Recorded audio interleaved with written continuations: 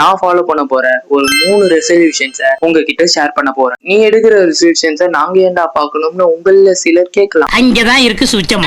இந்த 3 திங்ஸை ஃபாலோ பண்றீங்க அப்படின்னா உங்க அபிலிட்டி பிளஸ் ஃபோக்கஸ் இம்ப்ரூவ் ஆகிறத தடுக்க முடியாது. அது என்ன 3 தகுதி? First resolution, wake up early morning. Bro சீக்கிரமான 3-4 மணிக்கெல்லாம் எழுந்திக்கணுமா அப்படின்னு கேட்டீங்கன்னா இல்லையா, ஒரு 5 to 6 PM குள்ள வேக்கப் ஆக ட்ரை பண்ணு. ஃபர்ஸ்ட் 2 வீக்ஸ் கஷ்டமா தான் இருக்கும், ஏன்னா எனக்கும் அப்படிதான் இருந்துச்சு. ஒன்ஸ் நீங்க 3 to 4 days சீக்கிரமா எழுந்திருக்க ஸ்டார்ட் பண்ணிட்டீங்க அப்படின்னா பழகிற. Second resolution, learn something new. Learning அப்படிங்கிறது யார் வேணாலும் பண்ணலாம். ஸ்கூல் ஸ்டூடெண்ட்ஸ், காலேஜ் ஸ்டூடெண்ட் அவங்க மட்டும்தான் பண்ணணும் இல்ல. முக்கியமா ஐடி இண்டஸ்ட்ரியில ஒர்க் பண்ணிட்டு இருக்கீங்க அப்படின்னா டே பை டே உங்களோட ஃபீல்ட பத்தி நிறைய தெரிஞ்சுக்கோங்க.